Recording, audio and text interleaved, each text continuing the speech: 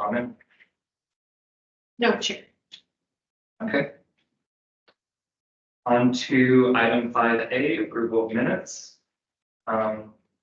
Does someone have a motion to approve the minutes for the commission meeting on February 20th? February 22nd. I move I to. make a motion. This is wrong. Okay, we have a motion by Ross to approve the minutes. Do we have a second? I'll second. We have a second Karen. from Commissioner Flores. Is there any debate? If not, all in favor say aye. Aye. Aye. All right, it appears that the motion passes unanimously. And with that, we are on item 6A, the introduction and welcome for a new commissioner, Commissioner Kevin Bond. So feel free to introduce yourself. Kevin Bond, I'm a senior project manager over at Love Contracting, filled in the builder seat and been here in Flagstaff since 2003 and then went to college here in the 90s. So I've been in the building industry here in Flagstaff since then. So I'm looking forward to being a part of it. Excited to get started. All right, we're excited to have you. Really appreciate you volunteering your time to help out with the commission. And just to help with introductions, I think the rest of us commissioners can go through and introduce ourselves, give our name and our profession. Does that sound appropriate, everyone? Yes. All right, I'll go first. My name is Tyler Dimham. I am on the commission as a community representative. In my personal life, I worked as a data analyst and industrial engineer. And perhaps it's best if you call on people. All right. Commissioner Karen Flores. I am the lender representative of the commission and have been on it since day one. And been in Flagstaff since I was in college here at NAU, so I've been here a very, very long time and been in the lending industry ever since. So happy to meet you and happy to have you on our commission. I'll keep mine fairly short. I know Kevin. He knows me. It's play soccer together. So I'm happy to have you. Corey. My name is Corey Rooney. My official title is the Director of Livable Communities with the Narva Institute. I do a lot of things in housing, the nonprofit area and private, so I can act as a landlord in a lot of ways for different kinds of housing. And a lot of projects across the spectrum of social determinants of that. All right, Commissioner Kellogg, would you like to introduce yourself briefly? Jackie Kellogg, I'm with West USA Realty. I guess that's it. Thanks. And Commissioner Schaefer? Hi, this is Ross Schaefer. I am with Flagstaff Services. I've been on the commission since it began. I'm glad to be here with you. Thank you.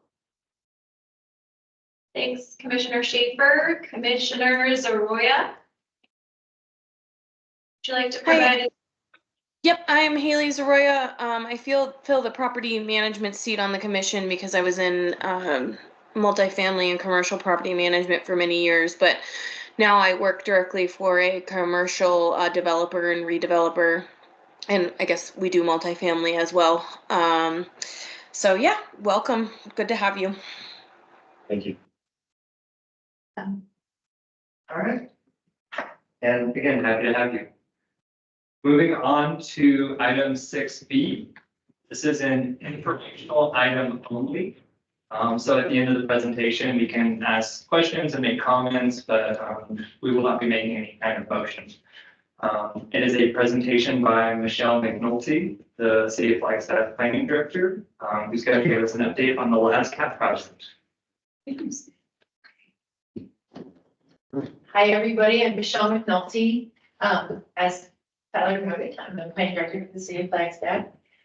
Tiffany Andoff, our zoning co-manager, is here with me. Jessica Watson, who you know, and Jennifer Michelson, and I introduced them all because they are part of the project team. And I don't know if Genevieve Perithry is online, but she's with sustainability. She's also co-managing this project. Can we do a sound check for online folks? Can you hear Michelle? I can hear it. Okay, thank you. Thank you for that. So this is about a 60-slide presentation. I'm gonna go through stuff really quickly. I also just want to preface this where I think you have access to this. And then we will be putting up the reports that I'm giving you a high-level overview of. They should be made publicly available by next week. And so we'll get you the link. You'll have the time to review those in detail. So, don't think this is the last chance. So next slide.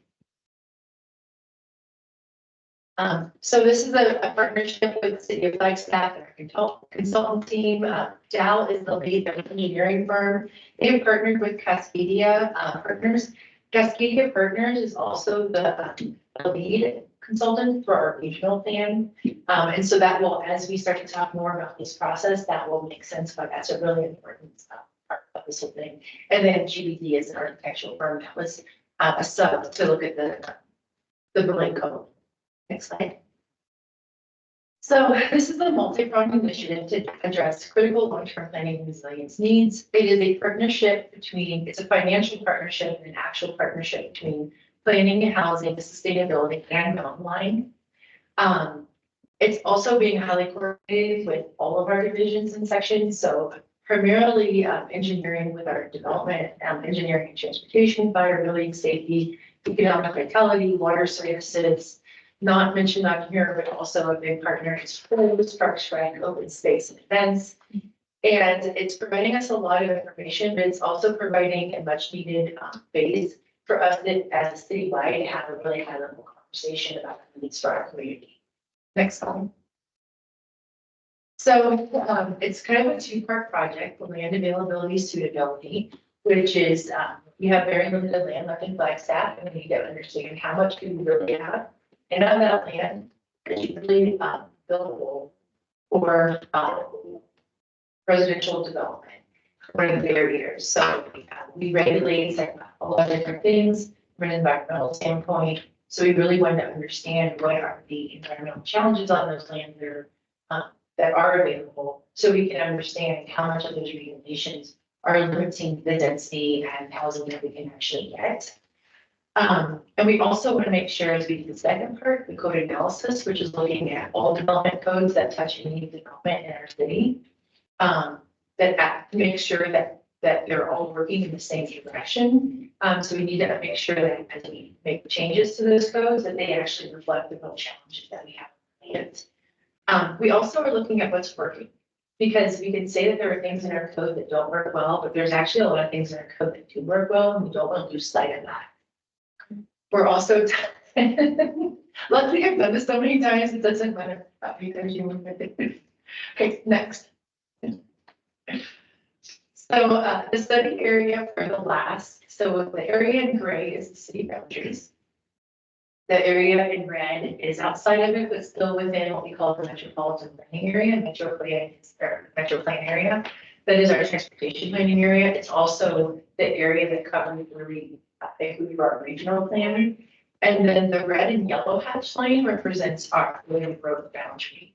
The areas that were looked at outside of the urban growth boundary were areas outside of the city limits, but that are still categorized centers. So there may be some justification that we might see higher density there. So we wanted to just look at those areas to see what potential there was.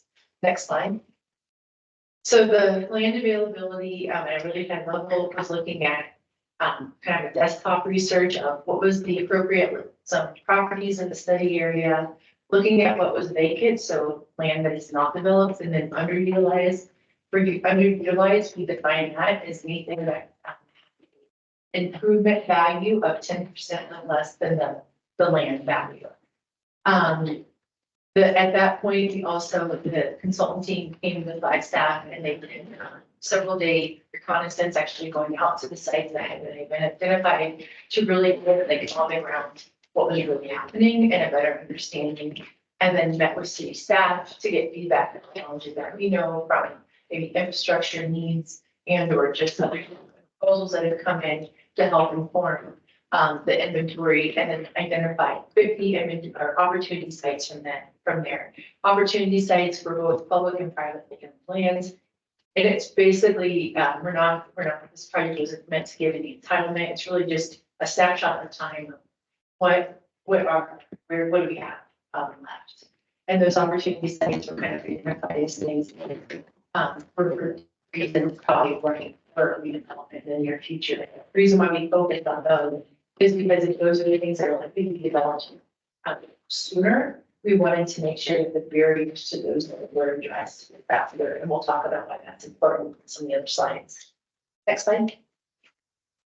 So essentially, Flagstaff is pretty progressive, and we allow residential in almost all of our zoning districts. So therefore, we looked at almost all our zoning districts, because at least in commercial and industrial, housing is allowed as a mixed use.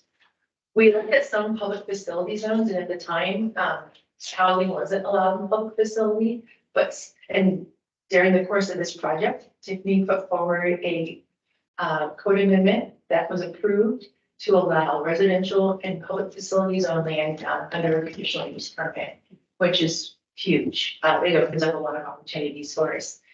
There was some land that was excluded under public zoning, and anything that's dedicated open space, forest lands.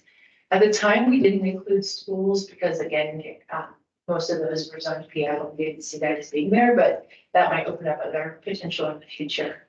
Okay, next slide. And then again, this just describes the vacant and underutilized. Next slide. So after that high level analysis, we also looked at, removing narrow strips along right of ways. So site parcels that are really not developable. And then obvious mistakes like common buildings, private roads that didn't get picked up by the GIS survey. And then again, looking at that environmental screening, which included wetlands, the 20-foot stream buffer, slopes over 25%, and the 100-year floodplain. One resource that was not individually looked at is that we do regulate is tree resource for residential zoned property. That's what we call under the RPO, the resource protection overlay. There's a requirement to save 50% of the trees on site. So even though we talk about the land and what's left to develop, that might be further constrained by those tree resources. If you're doing an affordable housing project, you can reduce that to 30%. Thank you. And with that, we kind of did a build out of where the vacant and underutilized land is. This is just kind of a graphic of that. So the green parcels represent what's vacant, purple is underutilized, and then gray, which is a little bit hard to see, at least for me back here, is where the environmental constraints are. When the report becomes available, these are individual maps that you can look at and kind of drill in a little bit more easily. So next slide. So kind of the general conclusions of the land availability suitability study is that we have about 8,125 acres spread across 2,242 parcels. Of those, 6,735 acres are actually zoned residential. Within the underutilized, we have about 5,400 acres and over 1,822. And for the underutilized, they really contain the minimal structures, again, that had that 10% improvement value as compared to the land costs. Approximately 13% of the vacant land within the study area is environmentally constrained by streams, corridors, wetlands, steep slopes, and floodplain or floodways. And again, that doesn't account for the tree resources, which further constrain the lands. And then buildable land that kind of left us with about 7,000 acres of buildable and 4,800 of underutilized. And that kind of represents what we see as likely being the most likely to be developed or developed in the future. Next page. So the most common environmental constraint are steep slopes. Up to, I think it's 17%, that's after that, we don't allow any building. So we have to preserve after 17%, so you don't have to preserve anything under 17%. Thank you. And that's also kind of significant that so much of the wetness constraint is constrained by slope. Because when it comes to tree resources, so for instance, if you were required to save 100 trees on your site and all 100 was slope, you couldn't count all of the trees that you had to save. You could only count 25%. So 25 could be in that slope, the other 75 could be in site, which is likely going to be your developable area. So again, kind of saying that framework for some of the challenges that we have. And it will make sense as I start to talk about the code analysis.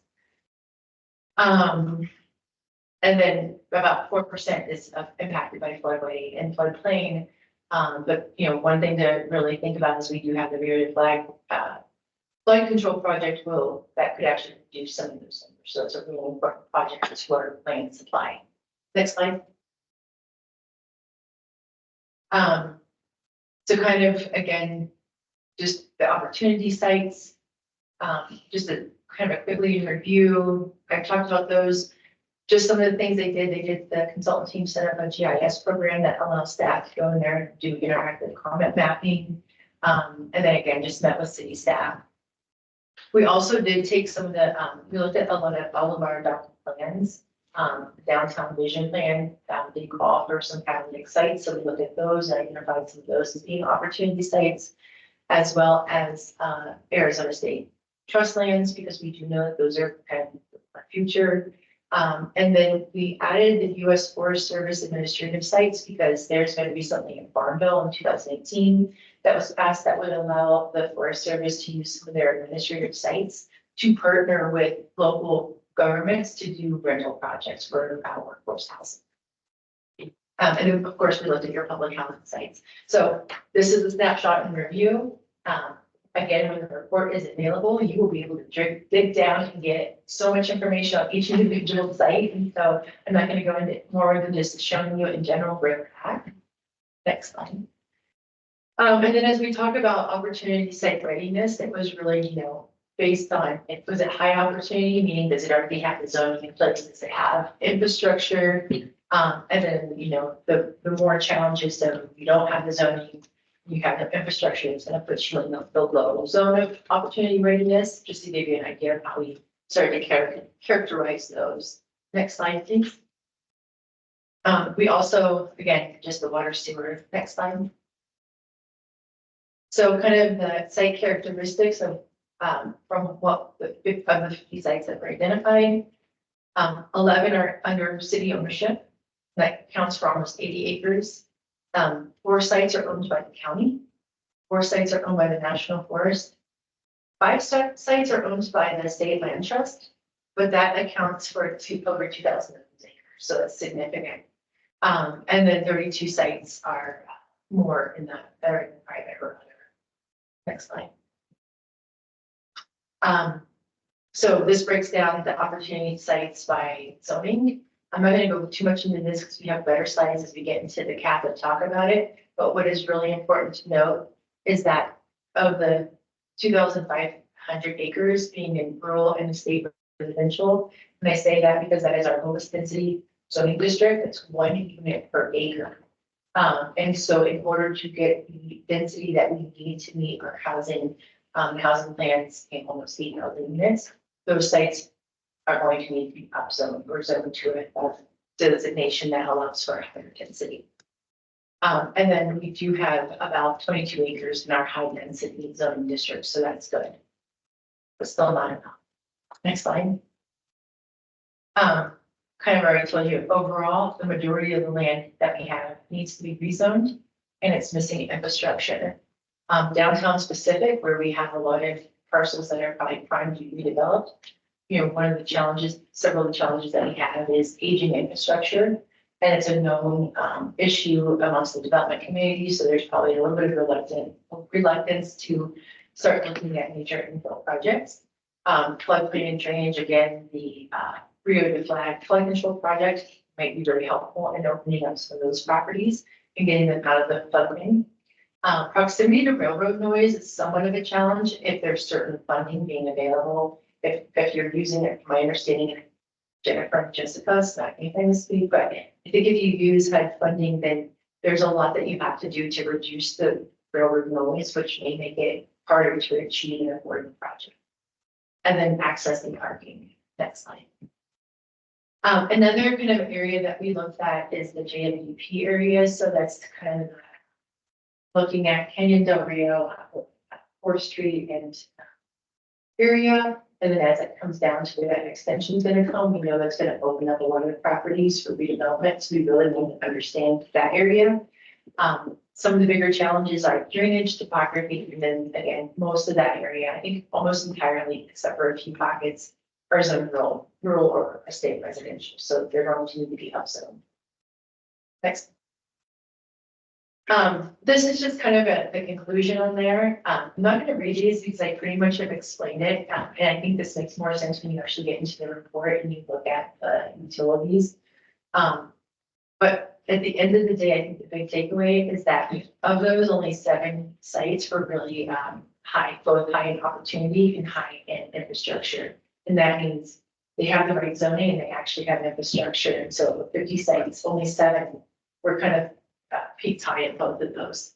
Again, most of our community sites were constrained with a lack of infrastructure. Next slide. Next slide. This is just basically the long version of what I just said. So, so further analysis, and a lot of this came from, we have an internal steering committee that is membership of all the different divisions that have codes that may be impacted by any changes that come out of this project. And so we've met with them to talk about both the last and the steering committee before we came to the commissions. But in general, the land availability suitability will inform the regional plan update. Right now, the regional plan update is looking at scenarios. So we're going to look at where the growth in the community goes. Spoiler, because I know that Sarah Decker will be coming out with the regional plan and giving an update. It was really cool when we looked at where the proposed growth scenario kind of came out to be and put it over the opportunity sites. They almost entirely lined up. And that's really good because that's where the community, from community input, they were telling us where they wanted to see the growth go. And it's just nice that those opportunity sites are kind of in that area where maybe the community has a high level of acceptance of those being developed for residential. It will also help us through that process inform land use designations and then just other changes that could positively impact housing yield and move us closer to sustainable goals. Oh, can we go back one more? Thank you. And then the last you'll see it through that presentation, but it was also meant to really inform code analysis project. You know, I mentioned before, we really want to make sure that as we make recommendations to change our code, that they actually fit our community and that they're not just because what they're doing in Florida or some other community. We want to make sure they make sense for us. We also look at not just our codes, but we're also looking at our processes. And why that's really important is that with our rezones, you have to do a water sewer impact analysis and a traffic impact analysis. Development pays for itself. So those analyses tell you what are going to be your right-of-way needs, what are going to be your water sewer needs, and the development has to pay for those upgrades. That process can be long. It's perceived, and I think sometimes accurately, it can be long and it can be unpredictable. And that's really hard when you're trying to get your financing together for a housing project. And when you have to go through that to rezone, and then you have to go through a development agreement process to make those commitments, as well as that process is used to get commitments for other community goals. It becomes a really cumbersome process that a lot of people are choosing to avoid, and they're just developing what they're buying, right? Which means what they're entitled to do without needing to rezone. So that means for those properties that are zoned RR or ER, we're not incentivizing them to come in and rezone and up some of those properties. So we need to look at how do we make that a better, an improved process. Okay, next slide. I think this is kind of it. I do have to say this because of certain people in the room. It really does underscore the importance of looking at parking strategies such as traffic demand, management, to promote that residential density, especially if we want to see our density. If we really want to focus on that infill, we need to start looking at other ways that don't include requiring parking so that we can start to get that in our downtown area. Also, we just need to be clear that the last was limited to environmental constraints that are currently regulated, but we know that there are a lot of other community conversations that are happening around fire and flooding, especially with the impacts from the insurance companies. So that's just something else that could change this report in the future.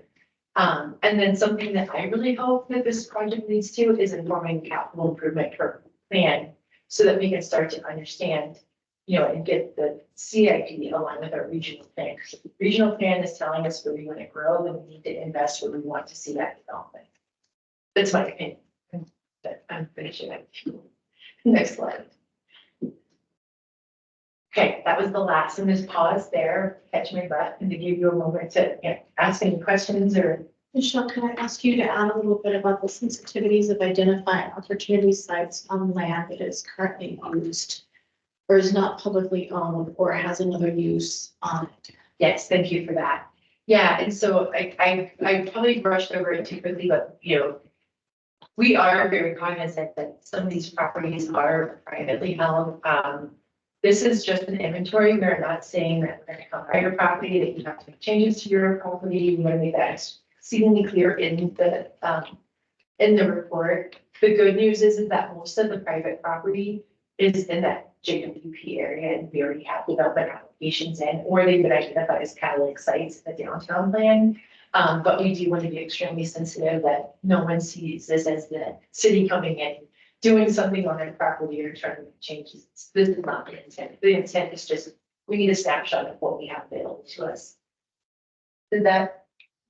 It did, thank you, because I know that originally when we looked at some of the maps, there were areas of town that were identified as opportunity sites that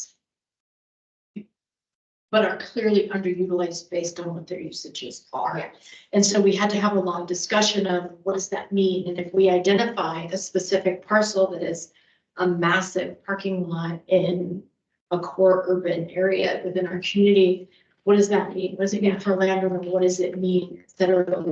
We landed on including those because they are opportunities, but they are not things that we're going to force or things that were like, hey, by the way, but it's fair to identify them as there is potential for opportunity. So that's a really important sensitivity. If you're talking to somebody in the public and they look at that map and they're like, well, that's so-and-so's business. What does that mean? The city's gonna, no, it doesn't. It just means it could be utilized differently. If that was its use historically and moving forward, it could be different. If the property owner was interested in doing something, and it's not something we'll be knocking on doors and pursuing like, hey, that's not the intent. It's to help with the intent. And hopefully, if anything, this project removes some of the barriers that those property owners have to investing in their property. And I do see every parking lot as an opportunity. So, next slide. Can I ask you, can you clarify on the whole parking piece that you were talking about?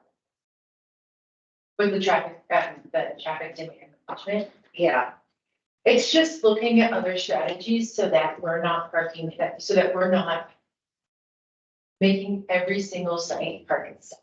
So right now, because we don't have a strategy for parking management, every property is required to be which use there's certain parking permit they have to provide the site.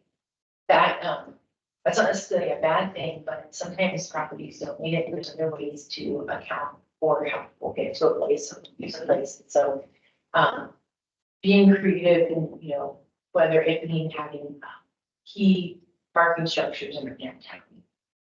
And then having, with the connection to the downtown connection center, providing, connectivity to those that people can easily walk or ride their bike to the downtown connection center and use the bus for driving.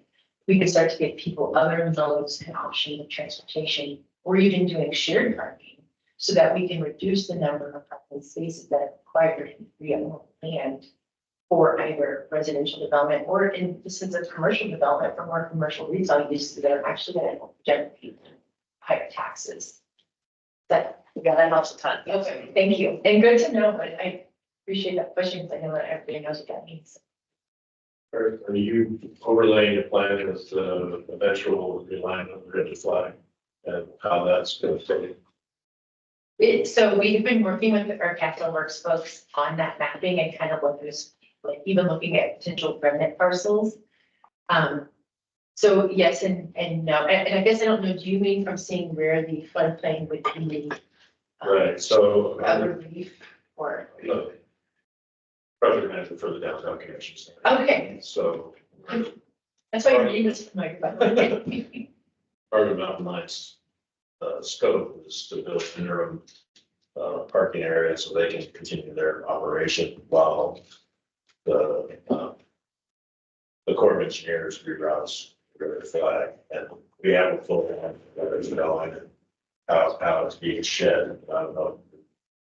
Are you guys looking at that as far as it's taking the floodplain out of the equation, I guess, the goal in that anyway. We are, and we were looking at it from that listing kind of along the way. We didn't include those because that, we don't know the exact timing. Exactly, and so, but I think that would be definitely an opportunity to do a part two of that study, because the other thing we wanted to understand is where there might be remnant parcels left from acquisitions to complete that project, and if there were potential for the city to maybe acquire those and start to bundle them and then start to create maybe larger parcels that could be used for redevelopment. And kind of what we got back is that those are kind of in flux, and that was a little bit harder to farm there, but when that is more, yeah, that would be. A timeline that's actually defined. Yeah, that would be a great next step. And if there is a way that we can do that, and you're at this project, they look at those remnant parcels, I know we would be very open to that conversation. We have a history of using remnant parcels left over from things. For example, with Butler realignment, we partnered with Habitat for Humanity to build quite a few homes on pieces that were left that aren't really full parcels, but work in certain configurations, so that we are looking and utilizing remnants as we can, so that we're making sure we're using the land we have, which sometimes presents some pretty unique challenges. So when things become more baked, I think with Rio, it'll be more evident to do a clean, clear overlay versus, I think maybe this might be where. Yeah, from my experience, things like building costs seem to go up, right? And you have a lot of departments involved in this. I'm just wondering how you're incentivizing builders. And there's, are you talking about reducing, the cost, time, and stuff like that? Because that's all gonna get carried on to the owner at some. But so as part of this, I mean, so yeah, so I didn't say this in the beginning, but the cap part of this, so the glass is kind of a one and done. It's a snapshot, and this is what we're working from.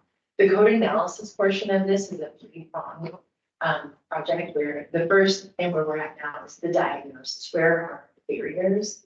And then the next will be kind of developing the concept of what recommendations we want to further explore. And this way that each step we're going to come back to, then we'll be back here. And the third will be the final recommendations that we, for both code changes, policy changes. But yeah, we're kind of looking at the whole suite of things. One of the things that is included in this is an infrastructure gap analysis, which was done as we started to identify these opportunity sites.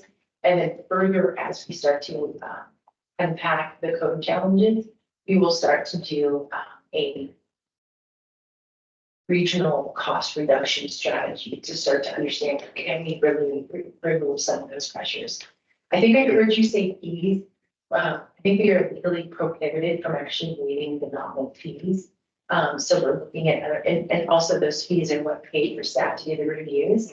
But I think there are other ways that we can help reduce builders' cost through other adding predictability. And there's other ways, but yes, that's 100% part of the solution. Hopefully, if we can reduce costs, and they will in turn reduce. Exactly. Good segue. Good segue. I love this graphic. So why are we doing the code analysis project? We have development code. We have really bold city plans and policy goals. And so the little graphic up top is like, that's what we think our goals and policies are going to get us, and that's what we're dreaming up. But the codes aren't aligned. with with each other or with our goals. And so, and it's not because we have bad code, it's because we have code that has been written over probably 30 years, different periods of times, and they've not been updated regularly, and they've never been updated holistically. So we need to understand that. So we have some codes that might prioritize things other than housing. And then, again, it's just they were written for a different context at a different time, and so it's not creating that, so the first vision is what we think we're doing, and then the third one is what we're really getting because of the challenges within our code. And so this is a chance, I think we all kind of call this prioritizing our priorities, because when the codes prioritize everything, you really get nothing. You're not really doing anything well. Next slide. So, again, this is that three-pronged approach I was talking about. So right now we are at the diagnostic. Then we will further develop the concepts and approaches for code updates. And then as we further start to vet those out, we're going out to the different boards and commissions. When I say different boards and commissions, it's housing, sustainability, the transportation commission, and then PROS or open space commission, planning and zoning, and then city council. And then the very end will recommend much more specific code updates and test the impact of implementing the changes. So one of the tools that the consultant team is developing, has started to develop, is a prototype where it actually starts to say, if you change, kind of a litany of different codes that really impact development, for instance, parking, landscaping requirements, lot coverage. And it kind of is like this little meter. It starts to, as you move that up or down, and you say, okay, we're going to require half a parking space less for each unit and 5% less lot, or allow for 10% more lot coverage. It starts to show you on the site how you can get, maximizing the units, but still having these really nice developments that are keeping with the community character. Because we realize Flagstafians more than anybody value our community character. But we don't want us to value it to death, that we're doing it at the cost of the people making them stay here. Next slide. So the capital, it's the first step of this was that you looked at several key plans, our high occupancy housing plan, the housing plan, of course, the regional plan, Flagstaff in motion. I think that all the climate action plan, and I think the new AT&T, which is fall trails master plan. Active transportation. Thank you. And they've kind of distilled, the main themes down to from a housing and climate that are impacted by codes, and you can see what kind of how they've distilled that down. I won't read all that to you. Next slide. And then again, they're touching all these different codes. So 6 different parts of our code. In the zoning code, we just wanted to highlight like they're evaluating the entire zoning code. But it's also important to remember that within code, we have the affordable housing incentives, and we have a residential sustainability building incentive. So they're looking at those. And we note that because we also have a technical manual, which is which incentive policy for affordable housing as a separate manual. And that is a major focus of their scope, is to evaluate that. And then Mountain Line design guidelines for transit facilities and the TIA process, the traffic impact analysis. Next slide. If I can, you can go back for just one second. I'd like to add here that housing staff has been working on working with planning staff or code staff, working with sustainability on incentives, or attempting to for years. And every time we got into it, the scope would grow to this. And it would be like, well, we're going to make this change over here. We've got to analyze this entire rural piece. And then there's this incentive that's in conflict with this incentive. And we weren't able to make meaningful headway because what was really needed is everything. And so we're super fortunate to be able to have the funding in order to do an everything analysis and bring forward comprehensive suggested changes so that we're not piecemealing like we have for the last 10 to 15 years of like, well, we changed this, but we didn't look at how that impacted this. And so housing lobby, we didn't lobby. We went in the funding request with planning and the idea of this is what we really need. And we were excited when the funding started to come our way in order to do this so that we can have some meaningful change. What we've also learned is a lot of the stuff that Flagstaff is already doing, there are multiple things that's being suggested as statewide level changes. We're removing our local control to do those things at a statewide level, things that we've already been doing. So it's interesting to see the analysis coming out of the consultants, and I don't know, I found it personally satisfying in looking at a draft of one of the lists of being like, yep. And so we're excited to keep moving through this and have a product to share.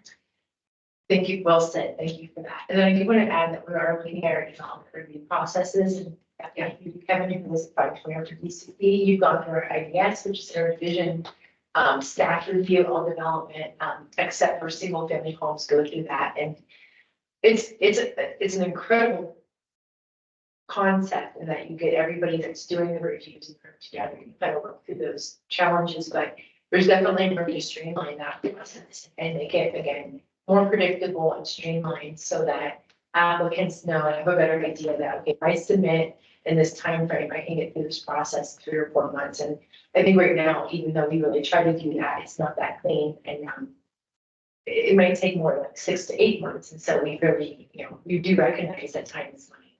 So, so again, close review of code process and plan documents. The consultant team talked with a lot of city staff about kind of what they, believe us. There's no one in any department that works with the code that doesn't know where the little hiccups in the code are. And so that was valuable to get that information. And then working with development stakeholders. And it wasn't just developers, it was the designers, architects, engineers. I think we even had a special group of folks who did financing for development projects, because we do recognize there's certain things that we can do with code that can impact somebody's ability to finance a project. So we really want to understand it from all those different perspectives. Staff also pulled up 7 different development cases that had gone through so that they could look at what was achieved versus what we want to achieve, and kind of there maybe were some code challenges or barriers to achieving what we wanted. And again, looking at what was right with those codes, like what did we get that we want to keep and that we don't want to lose through this process. And then doing that's that residential development site and now building unit modeling. Next slide. Okay, the key findings. Next slide. And this is, so sorry, we can still stay, no, we can stay here, but I just want to emphasize right now, we'll be talking about just zoning and subdivision. So key findings are broken up kind of by the different divisions. So this is kind of where you start to see that merger of that information you pull from that as they start to develop that into the code analysis. And again, and what this did is it tells us where do we have to really focus our attention to. If 82% or 82 acres of our land, as this demonstrates, is zoned R1, because they're single family residential, that is, we need to start looking at that, where the barriers in that zoning district to achieving the maximum density or even the minimum density that we're trying to get in there. And then again, just that highlighting how many of our acreage is in that ER and RR, low density zoning districts. Next slide. And then we looked at where regional, the current regional plan wants to prioritize housing for our climate and housing goals. As you can see, it's a lot of the infill sites, which includes the commercial zones, which is most prominent in existing neighborhoods, and then that medium and high density zoning districts. So again, kind of helping us realize, okay, yep, those are also important zoning districts to really dig into. Next slide. And then again, this is where the regional plan, as we're talking about, in the new regional plan or the update we're working on, it also calls for greenfield development. And so those 3 circles are overlaid. We don't have it on here, but we do have a graphic that's been recently produced that we will be publicly available soon that kind of shows the overlay like those dots, and you can start to see the opportunity sites in there. You can see where primarily most of them are kind of in those areas that like where we want to see our community grow. And again, those areas are those RRER zoning districts, and then also are the unsubdivided unsubdivided parcels that are going to be coming for subdivision. So we gotta look at that process. How do we make it easier for people to subdivide land? I mean, that's a huge barrier. That's a whole other conversation sometimes. And then we really want to make sure, how do we, when these rezoning occurs, how do we make sure that the new development is meeting our housing and climate goals? Excellent. Another thing we want to be really cognizant of is displacement. We have a lot of communities that are facing displacement at a rapid rate. And so we did, the consultant team did an evaluation to kind of see which neighborhoods are kind of experiencing displacement and what stage of that they're at. So they kind of did that by evaluating indicators of vulnerability with demographic and housing market changes. And the important thing to remember is that housing production has actually been found to be one of the best preventative measurements to displacement. So we not only need to make sure that the properties within those neighborhoods that are experiencing displacement, we need to figure out how do we make housing easier to build in those and get higher density, but how do we open up those greenfields? Because if we can open up some of that greenfield, we actually start to take pressure off of those neighborhoods.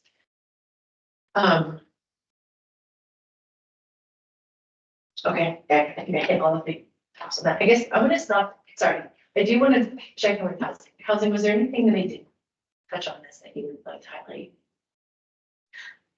I think the only thing that, one of the reasons that this is in here and it is so critically important is because we can talk about codes a lot. And we can talk about land use planning a lot, forgetting that the people that are that there's humans impacted by these choices and changes. And so we didn't want to lose sight of the fact of how proposed changes may or could impact the humans living in those areas. And so it's additional element to a code analysis that isn't always there. Code analysis can be very cold and straightforward. And while this one is not going to be super touchy-feely human side, we are looking at, I lost my words, looking at potential long-term impact on some of our most vulnerable areas. So we wanted to make sure to include the human element in that code analysis and not just the cold hard, well, this is what this is. So thank you. The anti-displacement strategies from that last bullet, that's to come. We haven't really gotten our hands dirty with what the consultant is suggesting for how to kind of alleviate any of these issues with the code. I mean, that's why they're consultants. Like I'm genuinely very, very curious to see how they attempt to kind of temper some of the things that we might be asking for that are desirable in one place or in some way, but then have unintended consequences. Like it's very challenging stuff. So that'll come in our future phases. This counts. And not all of it's within our control. Yeah. But we can point out ways that it can be minimized and suggest those. But we can't always say, well, you can't do that. But we can at least draw awareness to it. Next slide.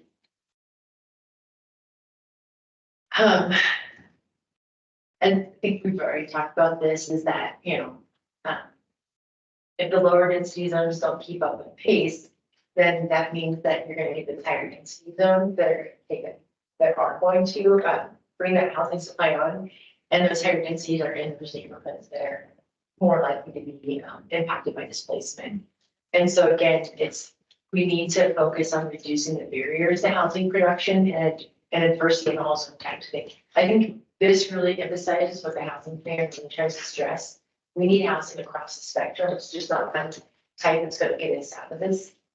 It's all types, and we really need to make sure that we're removing the barriers to get that diversity of housing. Next slide. So citywide issues, kind of just the overview of the major barriers and issues. Again, our review procedures, I touched a little bit on the zoning map amendment. We have some things in our subdivision review process that can be, we're actually currently working on a code amendment to alleviate some of the steps that aren't necessary. We require concept plat, preliminary plat, and a final plat. We really don't need all three of those. We can also, the state has recently passed a piece of legislature that will allow us to no longer require that plats go to city council. So we're looking at how we start to do that, so we get along the administrative process.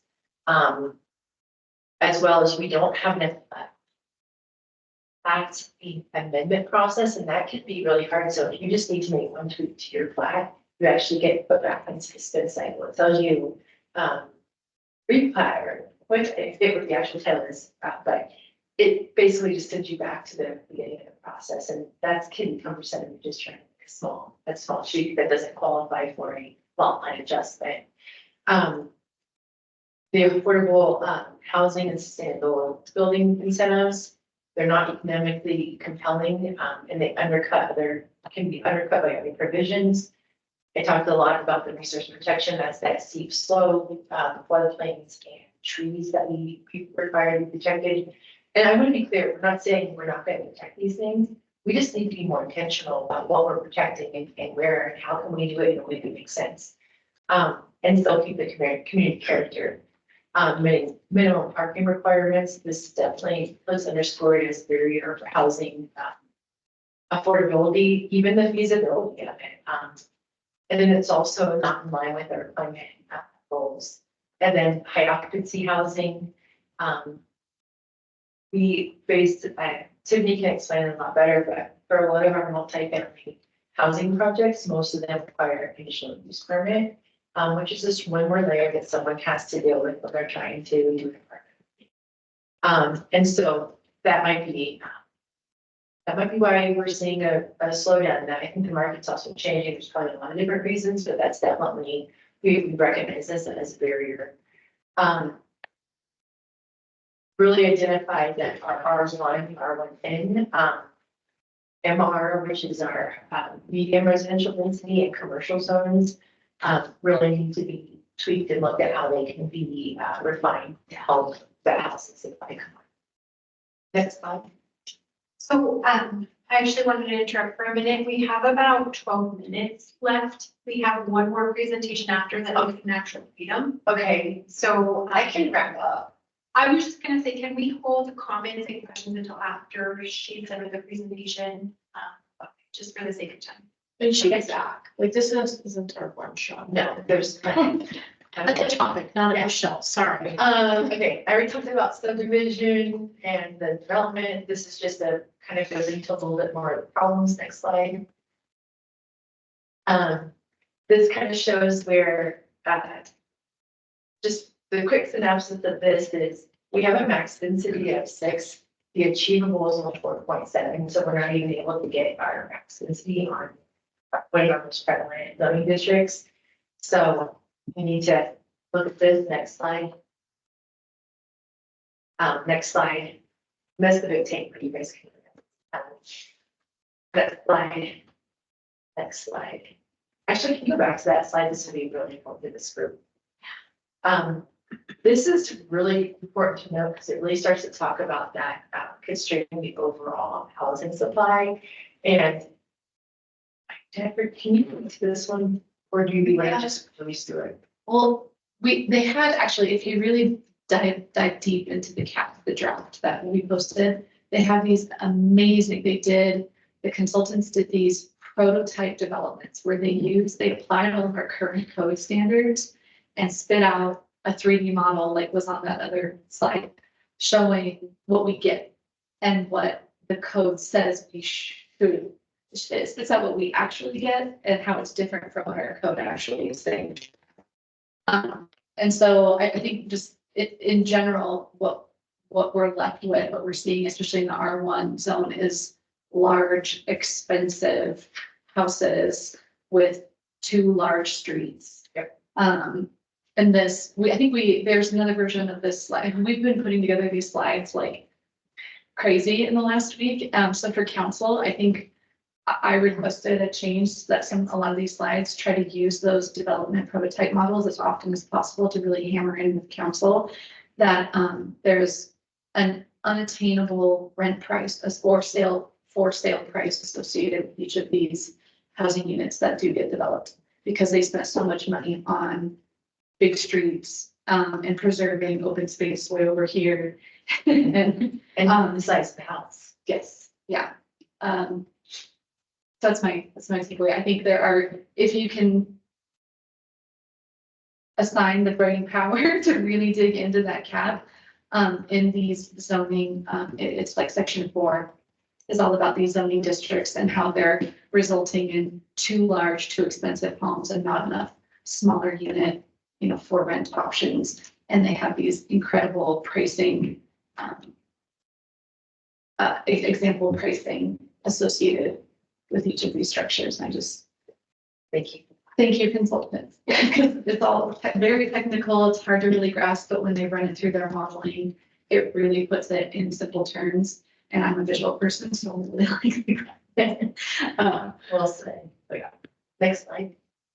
Like this. Yeah, this is exactly what Jennifer was just talking about that, and this is our medium residential, but, even our code is just, it's not allowing that missing middle, which is that, it's not affordable, it's not home and $1 million home, but it's in that, even if it's 400,000 or 500,000, I feel like that seems high in our town, that's market. And I'm just spitballing that number. I mean, if we're missing middle is probably lower than that, but again, you get the point. Same density, but that 1,600 square feet is going to go for much higher cost than an 880 square foot. And our code is actually for performing and getting that larger unit than the smaller. Next slide. This is just kind of a graphic that talks more about how the RPO is limiting our ability to get max density on these sites. And so in our medium residential, which is one of our higher density residential zoning districts, it's cutting it down by 5 that we're actually able to achieve when they start to apply those resources. One important thing, again, that fire risk that's also associated with it, that's driving up insurance costs, and in some cases, insurance companies are dropping people because of the amount of trees that they have on their site. So it's causing other issues as well. Next slide. Commercial zones. This is just maximum density is probably too low for our to really get the density that we need, and then requiring a CUP or conditional use permit may be impacting the most effective approach for getting residential or commercial zones. Next slide. Again, this goes into a little bit more detail about parking requirements. I'm going to just keep running through these. Next slide. And then this goes into a little bit more about the affordable housing incentives, but the big takeaway is that the rate of return is not enough for people to take our affordable incentives. So we need to figure out how to incentivize those so people don't take these on. Next slide. Similarly, with our sustainable building incentives, there's just not seen as an economic benefit to taking those more of a cost than a benefit. And so, and maybe that's perception, but it's something that we have to grapple with and demonstrate that it's not a cost barrier. Next slide. Just the other tensions that we have with our code and other community policies and goals. And so just kind of, this project will start to provide strategies for reconciling these tensions. Next slide. Key findings. Kind of what we heard from the stakeholders just was at the very beginning, they kind of gave us the stuff, and essentially a lot of what they told us were the barriers with the TIAs, the WISTAs, the not being able to provide more narrow streets, we are coded as we drive the wider streets. So this is what we find beginning. TIA, please. We defined WISTA TIA. Oh, yeah. So that's the water sewer impact analysis and the traffic impact. Thank you. Next slide. I already kind of hit on early on kind of why that's a barrier. They're unpredictable, they take time. Next slide. Some of the code access, there's, has to do with both fire codes and different things that we have with our fire codes that result to wider streets for street standards, as well as conflicts with our setbacks on alleys, which are really not producing enough space to even allow alley loaded parking. So you kind of have this wasted space, driveway standards, and then parkways, how we require a street to be designed to accommodate on-street parking, but then you're not allowed to park on it for about 5 months a year, so then you still have to provide on-site parking, and that's kind of conflicting. So, next slide.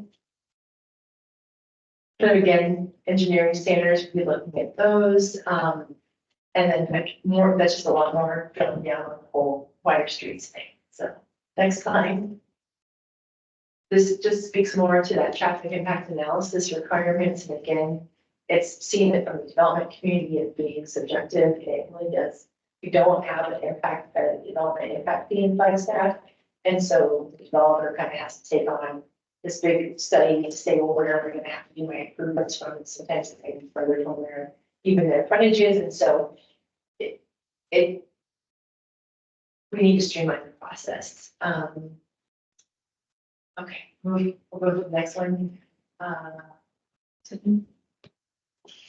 Okay, I'm just kidding. All right, this just goes more into how the different codes are kind of working against our goals for achieving affordable housing and our goals. Next slide. All right. The key findings I think we can just talk about really quickly, and this is the building code. Really, from an affordable housing and construction cost, the building codes aren't really the barrier. It's the cost, the materials, the labor, and all the other things that go into it. The higher financing cost and demand, adaptive reuse, there's definitely a lot of issues there. It's just when you repurpose a building and change what type of building it is, there's a lot of infrastructure upgrades that have to be provided, which can really challenge a project's viability. Again, sustainability is seen by the development community as nice to have and expensive. And so how do we overcome that? Carbon neutrality, we really need to elevate building performance beyond the code through energy and water efficiency. It really emphasizes that there's no path to carbon neutrality without renewable energy.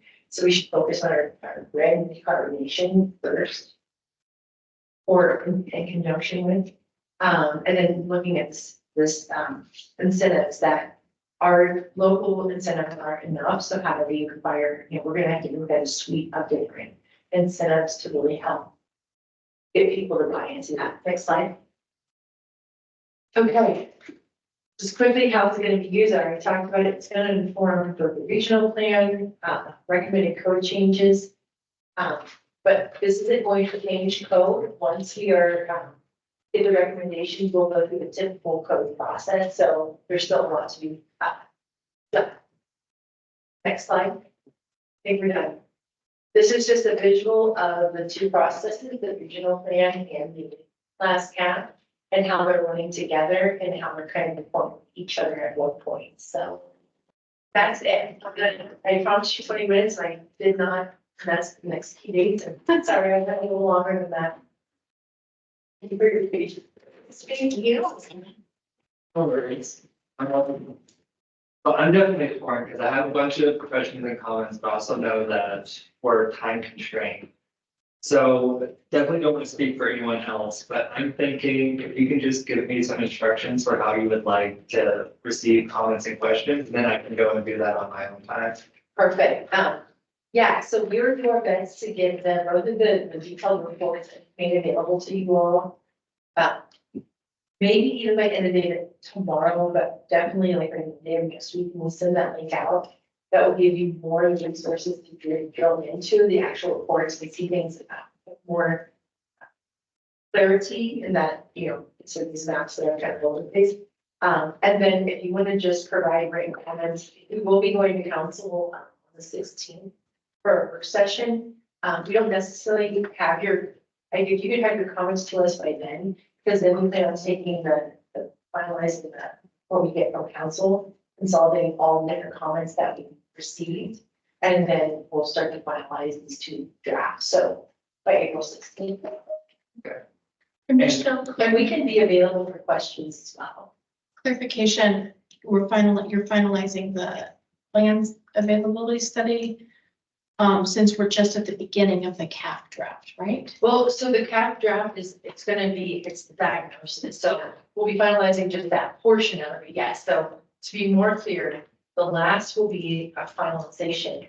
We will be finalizing the diagnosis part of the CAP project, then we still have concepts and final recommendations. And recommendations, okay. So you'll be seeing this, a lot more, we'll be back here at least two more times with the next two parts of this, but they won't be as lengthy because I want to talk about that. So the schedule doesn't end on the 16th. The schedule is a check-in point at the council. There is more after that. So she'll be back with the code basis. That's great. And I want to make sure I'm not speaking up over any other commissioners. If you do have a question or comment, you are obviously allowed to take it. I just have a question. So as far as this link that you're talking about being offered, so we can look for more information, yeah, you said it's gonna be posted, are you gonna send that to staff and then they can forward it out to? Yes, thank you for that. Yeah. And when we send the link out, it'll be a link to our website, is how, where those are housed. And then we'll remind everybody about written comments and who to direct those to. Thank you for that. Thank you. Good. Can I just really quickly, did you guys, is there any barrier that you're aware of? And maybe that's part of your comments, but maybe when you're thinking about it, if there's barriers that you know from your professions, we would really like to understand that too. If there's something that we didn't capture, but because we're not approaching housing from the angle that you all are, if you see something that we missed, please make sure that you let us know. I know that single stair reform is apparently pretty important to low rise multifamily. I don't laugh because that slide was actually in here and there was a little bit of lead over with potential concepts. And we said, well, remove that from right now. And it's the third time it's come up. So I just laughed because yes, we're hearing it loud and clear. Well, when there's a clear solution or an idea to really improve something, you just want to go right for it. And so we're just all agreeing that these are the problems right now. So yeah, we're still stuck in problem mode, but it's so interesting when you see a solution presented. It makes a lot of people happy. Check. No other questions or comments? Should I note for the minutes, Commissioner McLaughlin showed up just a few minutes ago? All right, we can now go to action and discussion item 7A, which is Community Development Block Grant Program Year 2024 Funding Allocation Recommendations. So there will be a presentation, and then at the end, we'll be making a motion, like either recommend or deny or recommend with comments to City Council. And I want to do a check. Are there any commissioners that need to recuse themselves before we get into the presentation? We have a C in the chat from Commissioner Sheik. Yeah, go ahead and speak up.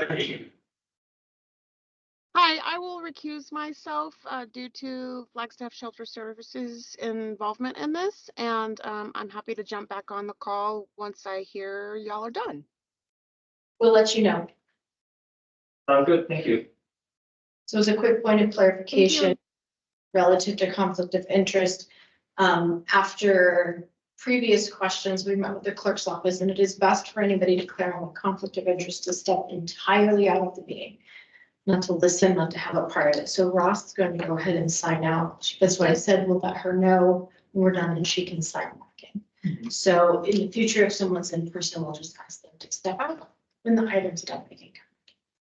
And for the minutes, can we note the time? I'm assuming she's already disconnected, no? Yep. Okay, so around 2:15, Commissioner Schaefer is disconnected.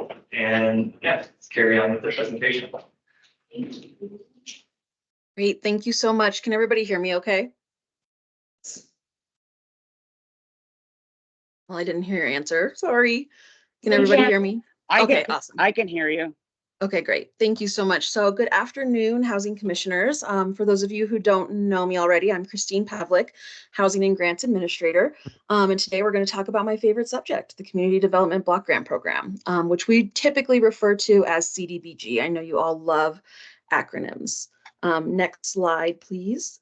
So I'm going to start with just a brief CDBG refresher before I tell you about the application process for this year's grant cycle.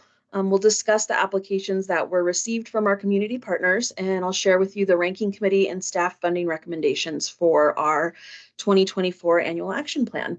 I'd also love to answer any questions you might have and hope to receive any feedback and direction. And like Commissioner Denham said, hopefully receive a motion to forward these recommendations to City Council.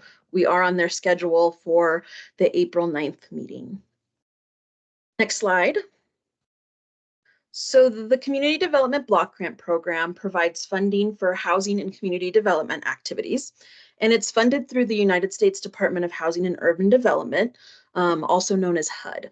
And Flagstaff is considered an entitlement community, which means that we receive an annual allocation. It's not something we have to apply for. The allocation is based on a formula, and that formula takes into consideration our population, the age of our housing stock, the total congressional allocation for the Community Planning and Development Program within HUD overall, as well as any new entitlement communities in the state or region. And other factors can change that annual allocation as well. But what's most important to note is that we have no control or influence over this allocation from HUD. It's all based on that formula. So the primary objective of the CDBG program is the development of viable urban communities through the provision of one of the following: providing decent housing, a suitable living environment, and economic opportunities, all of which must primarily serve low and moderate income persons. And just a reminder, low and moderate income is defined as a household earning 80% of the area median income or below. Ultimately, City Council can allocate CDBG funds as they see fit, based on the national and primary objectives, Council's established priorities, and the needs we've identified in our 5-year consolidated plan, which I'll talk more about in a moment. So about these national objectives, along with serving low to moderate income persons, to be eligible for CDBG funding, an activity must qualify as one of the following types: limited clientele, housing activity, area benefit, or job creation or retention activities. So I'll just briefly go over what these each are. Limited clientele activities benefit low to moderate income persons or those presumed to be low to moderate income. And HUD defines some of the populations presumed to be low to moderate income as survivors of domestic violence, individuals who are experiencing homelessness, abused children, the elderly. So for example, an eligible activity would be operational assistance for a homeless shelter. Housing activities provide and improve permanent residential structures, which will be occupied by a low to moderate income person or household. Examples would include owner-occupied housing rehabilitation, down payment and closing cost assistance programs. Area benefit activities must benefit all of the residents in a low-income neighborhood or a target neighborhood, which is what we call it through the CDBG process. I'll talk more about how those neighborhoods are identified in a moment. An example of past area benefit projects include improvements at the Hal Jensen Recreation Center in Sunnyside, as well as street and sidewalk infrastructure updates in La Plaza Vieja and Pine Knoll Brannan. Job creation and retention activities are designed to create and retain permanent jobs, specifically for low to moderate income persons. And a CDBG funded activity under this national objective that we've done in the past was job training and creation at Sharon's Attic Thrift Store. So how does the city access these funds? In order to continue to receive our annual allocation, we have to submit a series of documents to HUD at various times. The first, and what we're here to talk about today, is the annual action plan. This plan tells HUD exactly what we're going to do with our annual entitlement funding and how those activities meet the goals of our consolidated plan. Next is what we call the CAPER, the Consolidated Annual Performance Evaluation. This is due every September, and it reports to HUD what we did with the funding and the accomplishment of those funded activities. And then every 5 years, we complete and submit what's called the Consolidated Plan. And this is a 5-year assessment of housing and community development need. We last submitted this document to HUD in 2021, and it's defined Flagstaff's goals for those past 3 years and the next 2. And then at the same time as we submit the consolidated plan, we also submit a fair housing plan, which is called an analysis of impediments to fair housing choice. And this is Flagstaff's commitment to affirmatively furthering fair housing. Occasionally, we also submit amendments to our annual action plans when needed. In the past, we've received additional funding for disaster relief or for coronavirus prevention, and we are able to program those funds by amending a previous annual action plan. Next slide, please. So the city can designate local target areas for revitalization and area benefit projects. The selected area must be primarily residential, and it must contain a high percentage of low to moderate income households. So an area of low income concentration is defined as an area where at least 51% of the population has income below 80% AMI. When establishing our target areas, we also considered areas of minority concentration, which are defined as an area where the proportion of minorities, meaning non-white individuals, is at least 10% higher than the proportion of the minority groups citywide. So the target neighborhoods we identified in our 5-year consolidated plan were La Plaza Vieja, Sunnyside, Southside, and Pine Knoll Brannan. While we consider Pine Knoll as part of the Southside community, the federal definition from HUD identifies Pine Knoll and Southside as 2 separate neighborhoods. Next slide, please. Every 2 years with our new council, the housing section establishes City Council CDBG priorities. So in January of 2023, the council set their priorities as providing housing through both rental and ownership, addressing homelessness, supporting neighborhood revitalization, as well as workforce development. And then it's the staff and the ranking committee's responsibility to thoroughly review each proposal we receive to ensure that the activity is both viable and eligible. We also conduct an agency risk assessment, and then we provide recommendations to the Housing Commission based on those ranking committee results. And then we take those recommendations as advised by the Housing Commission to City Council for final funding decisions. Next slide, please. So risk is a very important consideration for all CDBG funds, as regardless of what agency administers the project and receives the funds, it's the city that's the responsible entity to HUD. So we can't say, oh, such and such organization made these mistakes. It's the city that made those mistakes in the eyes of HUD. So because of this, the housing section and the ranking committee take multiple items into consideration when we review proposals. So for example, we review the agency's past performance, their success measures, their organizational experience. We review their financial capacity, their potential for timeliness of expenditure. HUD has timeliness requirements for expenditure of funds. And we ensure that their grant request is realistic. In addition to the risk assessment and to the council priorities, the ranking committee also evaluates proposals in their separate categories and scores them based on things such as number of people served, the agency's leverage abilities, collaboration efforts with other community organizations, and community needs based off of data from the consolidated plan, as well as the 10-year housing plan. And you're all very familiar with the 10-year housing plan, but the city has committed to using CDBG funds for projects that align with the initiatives and strategies outlined in the plan. So projects that are proposed must aid the city in its effort to meet the identified overarching goal of the plan, which is to reduce the current affordable housing need in our community. Next slide, please. So as mentioned, the city submitted the 5-year consolidated plan to HUD in 2021. The creation of this document demanded widespread community participation. We do a ton of public participation to develop this plan. It's based on public and stakeholder input.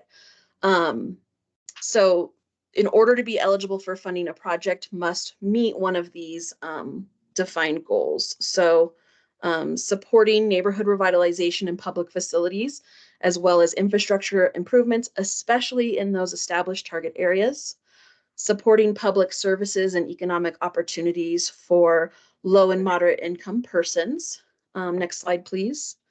Supporting services and projects addressing homelessness, and supporting the development, accessibility, and preservation of decent, affordable housing. And you can see that we've identified under each priority activity goals. And so we've also put the amount of individuals we intend to serve, or the creation of units or shelter beds, things like that. Next slide, please. So CDBG requires extensive public participation. It's incredibly important. And it's really how HUD expects us to utilize our CDBG funds, is based on that participation of the public and their feedback. So to date, for this year's annual action plan, we've already held 3 public meetings.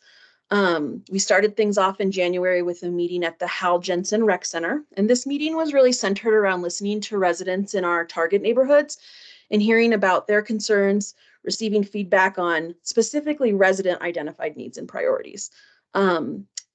City staff from community development, capital projects, code enforcement, parks and rec all attend this meeting and are able to get that feedback about, you know, what folks in Sunnyside and Southside feel their community is needing. The focus was on needs that could potentially be addressed with CDBG funding, but we also often hear about other things. And so it's great to have such a well-rounded variety of staff from different divisions and departments, so that we can talk about how those problems might be better solved by a different funding source. Our second meeting was held at City Hall in late January, and this was the date we released our NOFA, and that stands for Notice of Funding Availability. This lets the community know that we expect to receive funds from HUD, and we are looking for proposals and requests for those funds. So at that meeting, we do a really deep dive into CDBG, how it works, what's eligible, and then we provide some guidance for agencies that are considering applying. Then after proposals have been submitted, we had an additional public meeting in late February to review those proposals with the public and let them know what requests we received. Then we had our ranking committee. We had a great ranking committee this year. We had an individual who lives in a target neighborhood. We had multiple housing commission members. Thanks so much for volunteering this year, guys. You know who you are. And then we had some city staff and a individual who has a ton of experience with nonprofit organizations and social services. So that happened on March 20th, and now we're here for our 4th public meeting with the Housing Commission to present recommendations to you. And then we have 2 more opportunities for the public to give feedback, and that's at these city council meetings on April 9th, where we will request feedback as well from council, and April 16th, where we will request that council pass a resolution allowing us to submit our annual action plan to HUD, which is due on May 15th. So HUD has yet to release final allocation amounts, so we really just use estimates based on pretty much our last 2 years of allocations. So our program year 2023 allocation was almost $542,000. The year prior was about $7,000 less than that. So we estimated this year at $535,000. We're able to add to this amount with what's called program income. Program income is funds from loans that have been paid back to the city from past rehabilitation and down payment assistance programs. So when someone receives funds to have rehabilitation done on their home, that's a silent second loan, and it is repayable when they no longer live there, when they sell the home, or when they refinance for cash out. So we've had a number of loans paid back. And so you can see that our program income this year is over $140,000. And then we also have reallocated funds. So these are funds from a past year allocation that for whatever reason weren't spent and need to be reprogrammed. So $313 of those funds is from the Boys and Girls Club. They just had a little bit of extra funding at the end of their summer camp program that we funded, and decided to deobligate it. And then the other $45,000 is from our owner-occupied housing rehab program that's carried out by Housing Solutions. There's been a lot of difficulty in finding interested contractors, so it was determined to focus on finishing the projects of the 5 currently eligible clients that they have, and then let the remaining funds be reallocated into this year's annual action plan. So this means in all, we have an estimated $722,313 for our allocations. Some of you might remember that HUD has spending caps on how these funds can be used. This includes a 20% cap on the funding of administration activities and indirect costs. And then we're able to use 15% of the funds for public service projects. These are projects that provide a direct benefit to clients, and CDBG funds are used to pay for operational or programmatic costs. And then the remainder of the funds must be spent on housing, infrastructure, neighborhood revitalization, or public facility improvement activities. I think of it as like construction versus program. So here is an overview of the proposals received by the city in response to our NOFA, Notice of Funding Availability, that we released in late January. Under the Housing and Public Facility Improvements category, we received a request from the Community Action Teams of Flagstaff, some of you know them as CATS, for the acquisition of real property for a homeless resource center in the Sunnyside neighborhood. They propose to serve 500 individuals experiencing homelessness in their first year. And these are unique counts. So these individuals will be able to use this resource center over and over, but they believe that there will be at least 500 unique individuals in that first year. And they've requested $200,000 as a down payment on their loan for that property acquisition. Under the public services category, we did receive one application that was deemed ineligible from an organization called Pearl Transit Corporation. We deem these applications ineligible, and then we don't even rank them when they're determined ineligible. And this one was ineligible because they didn't submit any like proof of their organization, their nonprofit. I even had a hard time Googling them. So they just didn't meet that threshold for ranking. And then the applications that did meet that threshold include Coconino County Health and Human Services. They have a senior nutrition program. It's basically Meals on Wheels. And they hope to serve 25 elderly individuals through funding for a driver. And then Community Action Teams of Flagstaff, again, CATS, has requested programmatic dollars for their mobile resource and outreach bus. This is a bus that has showers, and they provide resources throughout Flagstaff. They park in different areas around town, and they expect to serve 500 unique individuals experiencing homelessness in a year. And they've requested $50,000 for salaries and programmatic costs like fuel for the bus, things like that. And then the Boys and Girls Club of Flagstaff requested funding for operations for their childcare program and their school break camps. They propose to serve 75 low to moderate income youth between the ages of 6 and 18. Next slide, please. So this slide shows the ranking committee and staff recommendations along with the scores of each proposal. For the public facility improvement housing category, staff is recommending something somewhat unique this year, and I'm actually going to let our housing director, Sarah Dar, tell you more about that, and then we'll talk about the public service proposals. Christine, do you want to talk about CATS first? Or you just want me to jump in? Maybe she can't hear me. I muted myself. I'll let you jump in. Okay, so we have a little bit of an unusual circumstance this year. One, we only received one proposal in the housing public facility improvements category this year for $200,000. When that happens, it's our responsibility as staff to seek out a community need in order to obligate the money. And so that's what we've done here. In addition, in the past, when we've had a community need identified after the funding application timeline, but is deemed to be a somewhat urgent community need, staff has brought forward a proposal on behalf of an agency outside of that funding process. I've been doing CDBG. This is my 25th round of CDBG. We've only done this 2 other times.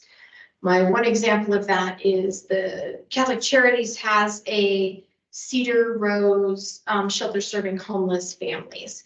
That building years and years ago came up for sale after the funding deadline, and there was no way the owner was gonna sit on it until funding next year. So staff sponsored a proposal on behalf of Catholic Charities to say this opportunity came forward. Council, what do you think?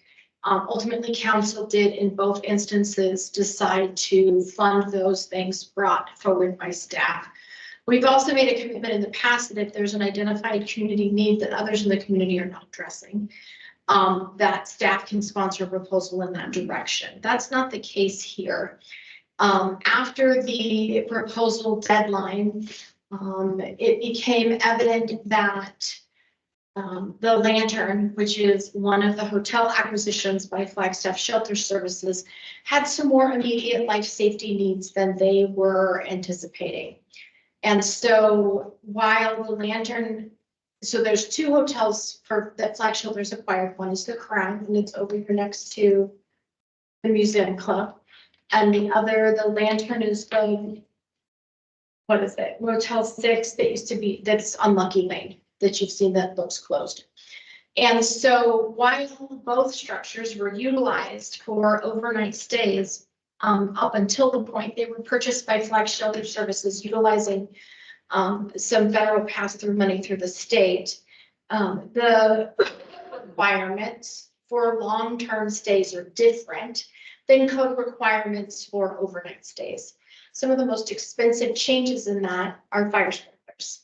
And to sprinkle a building that isn't set up for sprinkling can be very expensive. I think Devonna can speak to that with the rehab of JoJo's Place, and having to install sprinklers is difficult. So Flag Shelter Services has stated that they have the funding to do what's necessary over at the Crown, including getting in line with life safety building codes. And right now the Lantern is not occupied.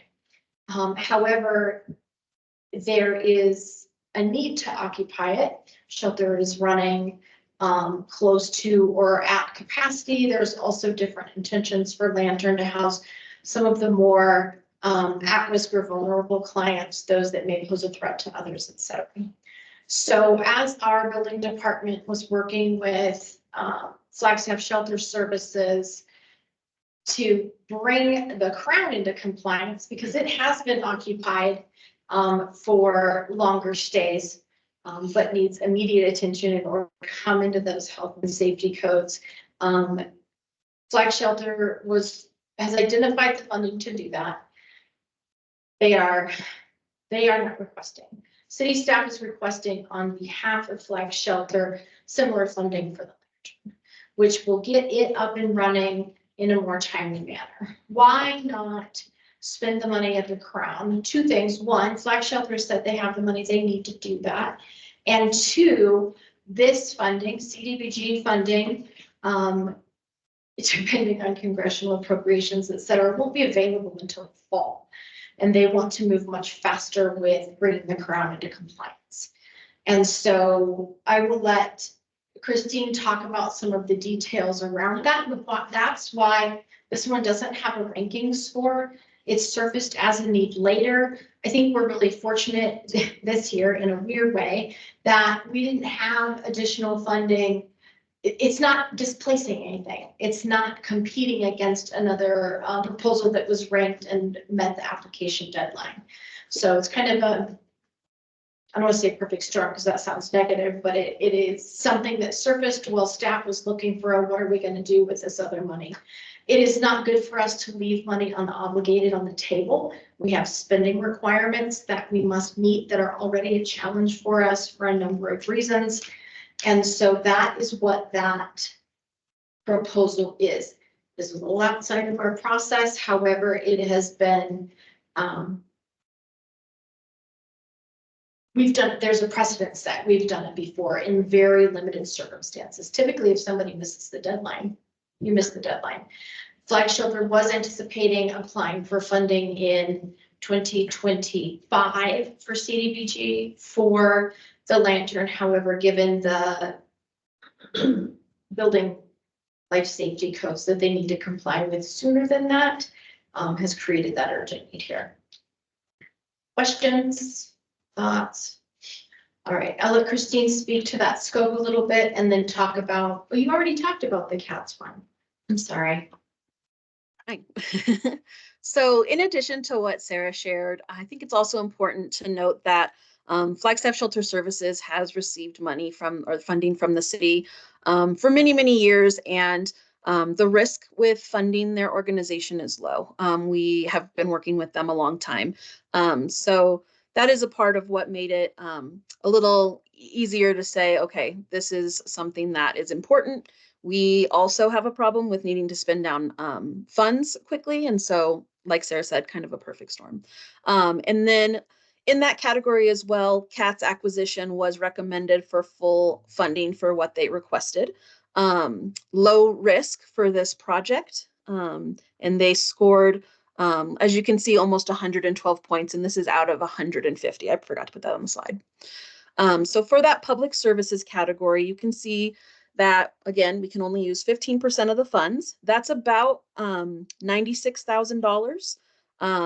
And so we really only had funding for a portion of what was requested. And we just did it by score. As you can see, CATS and Coconino County Health and Human Services, their scores were almost identical. So we fully funded each of those proposals. That left about $1,000. I think it was $94,600. So it only left about $400. And so unfortunately, Boys and Girls Club of Flagstaff did not score on their application very well this year. And so they were not recommended for funding. And we always do technical assistance meetings with organizations after they apply and aren't funded, so we can work with them to hopefully make their application in a future year more competitive. And then you can see at the bottom there what we've determined is 20% for administration and indirect. It's $126,000. The actual percentage is slightly higher. It's really good for us to be like a couple $100 under on these categories, just because HUD takes those caps very seriously. If we go over at all, it's a big problem. And so it's good to be just slightly under. It works out really well for us. And so these are our staff recommendations based on recommendations from the ranking committee. We'd love to answer any questions you might have about the process, about the projects, and about any next steps and all of that. Thank you.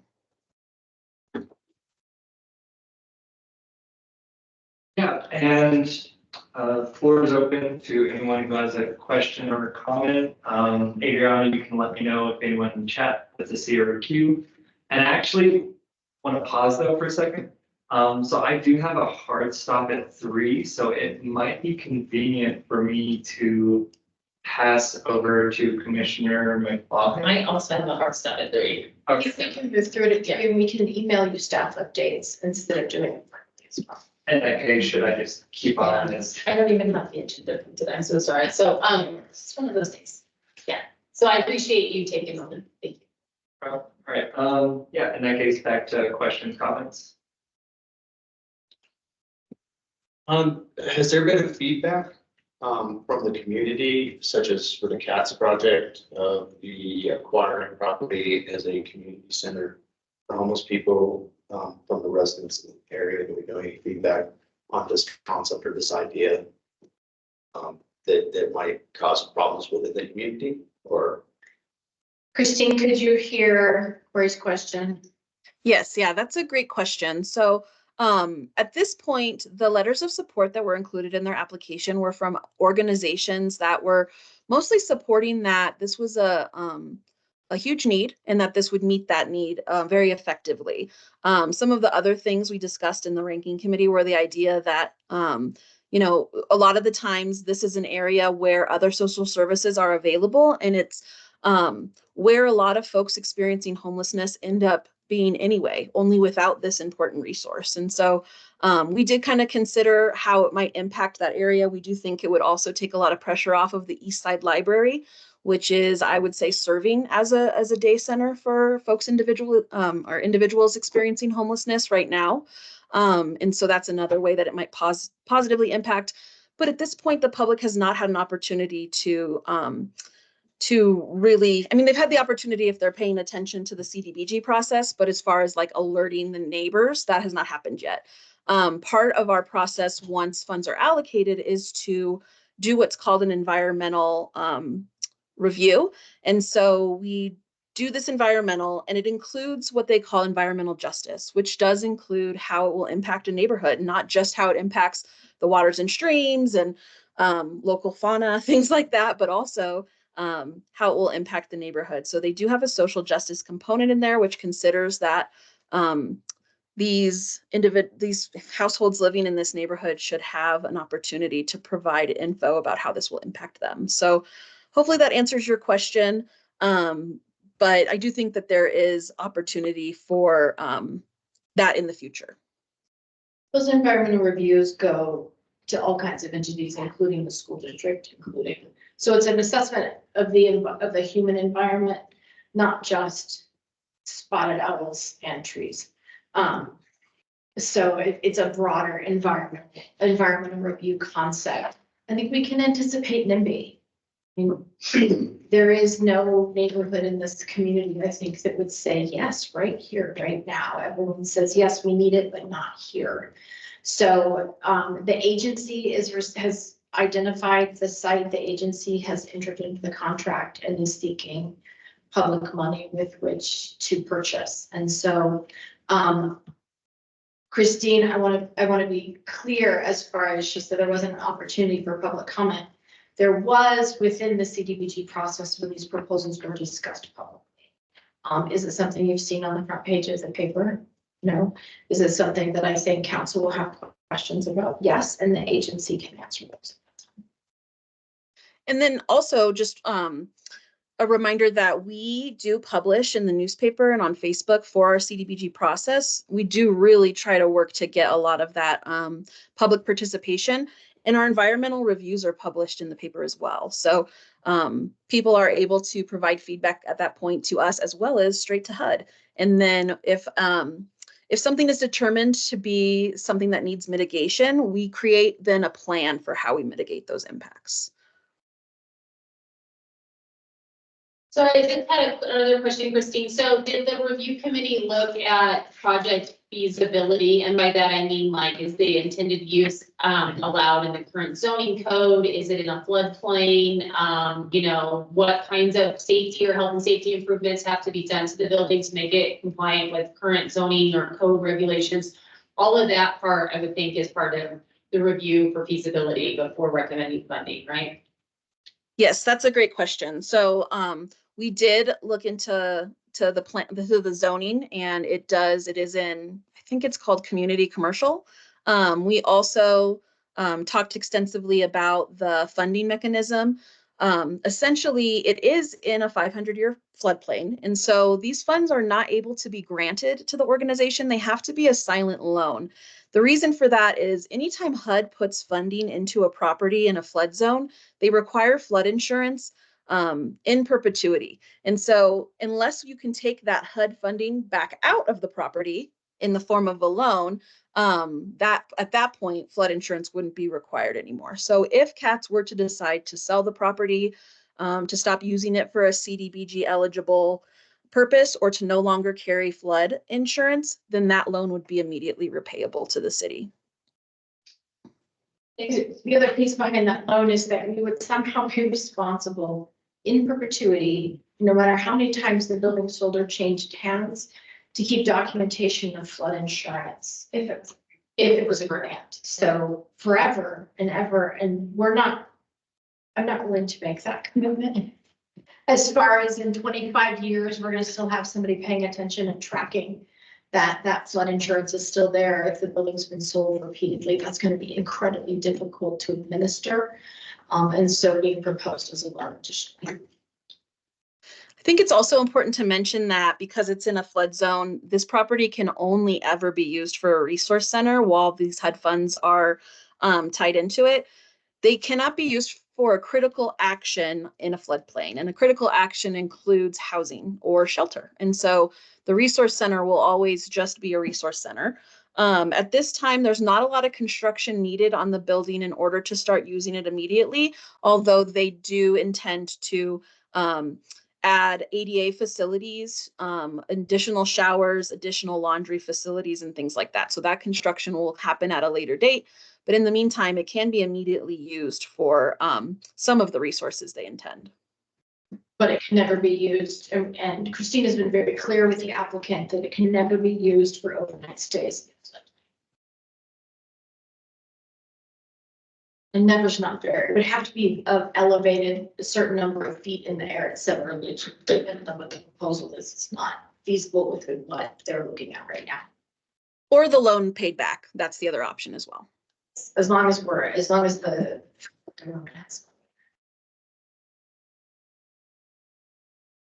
Any other questions or comments? In that case, I'll open the floor to a motion. And just as a reminder, what the motion would look like is it would be a motion to either forward the recommendation or forward to city council with the recommendation for approval, recommend denial, or recommend with comments. Or recommend a different funds, but. Yes. Yeah. So that's what the motion could look like. Hey, Tyler, can I add one thing really quick? Yes. So because these recommendations that you see are based on an estimated HUD allocation, what you'll see, if you choose to approve this, what you'll see, at council is a resolution that will give staff permission to, once we get actual allocation, to adjust the dollar amounts accordingly. We usually do that by percentage, and so everyone gets the percentage amount equal to whatever they have requested. Usually if it goes, but it usually goes up, and so that's been awesome. If it goes down, then we, reduce it accordingly, but just it may be different if you choose to approve it from what you see here. We used to always have the funding amount before we were coming. And then since Congress has not been figuring its budget out until spring instead of fall, we no longer get that funding amount in advance. And we have asked, can we postpone our allocations to line up with when you tell us? And he said, no, you just need to guess and turn it in and then write in the ability to adjust. So that's. Oh, complete sense, yes.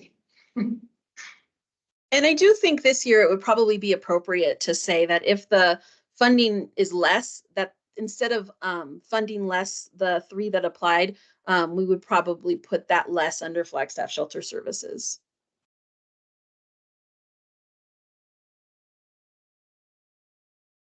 All right. Does anyone feel strongly about a motion? I think I would like to pose a recommendation for approval with comment. And the comment is Sunnyside neighborhood has a lot of community resources and it is a wonderful place for those reasons, but it's also a location where several of those resources already exist and it's already putting some strain on that neighborhood with populations and the densities and the visitors in that neighborhood. So I think we should consider that, in which they're already bearing a lot of the responsibility in encountering the advantages and disadvantages of this kind of program that is not necessarily spread out equally across the city. And so I would like thought put into that. If it's okay, if folks are comfortable with the comment, can we approve that in concept? And then we can work on refining that comment with you. Certainly. If commission members are comfortable. I'm comfortable. So in that case, do we have a second for Commissioner, for the motion? I'll second it. This is Haley. Zaroya, Commissioner Zaroya. Right, so we have a motion from Commissioner Rund and a second from Commissioner Zaroya to forward the ranking committee and staff recommendations of program year 2024 CDBG funding allocations to City Council with a recommendation for approval with commentary that we've aligned on in abstract and which will be narrowed down a little bit. If I can summarize that commentary, so we have minutes, is that the Sunnyside neighborhood already serves as home to a number of services benefiting those experiencing homelessness or low and moderate income households. So there is a concern expressed that the location of this may unduly increase the burden borne by one geographic area versus placing it in another. Is that fair? That is fair, yeah, Okay. and I do see that as a benefit and a disadvantage. I completely agree with you. It's nice to have things clustered together so people can get around. It is also difficult to have things clustered around sometimes given the population surge. And I realized I never really mentioned exactly the location where they were considering, but it is on Cedar Avenue. And it's just down a little bit from the Cedar House Coffee Shop on that side of the road. So it's not deep in the heart of Sunnyside, which I think is probably important to mention. It is along that main drag. Do people still say that? It was a thrift store. Yeah. Yes. For a long time, and then was a plumbing spot, I think, for a bit, and is now again. It's a building set at an angle. Immediately adjacent to Cedar Rose shelter on the other side of the wash. Is there any discussion of the motion? Just to point it out, we've got about 3 minutes before we've got to wrap it up. Yes. If no discussion, nothing in the chat, Adriana? All right, if you approve of the motion, aye? Aye. Aye. Any nays? All right, that motion passes unanimously. Quick question, so hard stop 3 minutes. There's a couple more informational items A through C. Is it possible to just say that we'll receive an email with those updates afterwards? And if that is possible, do I need to make a motion for that or do something specific? Staff can receive direction without motion. Get back up to the total ratio. We're going. And I'll just scan across the room, head nods for that. All right, in that case, I will go ahead and adjourn the meeting at 2:58. Thank you, everyone, for your time. Thank you. Thank you.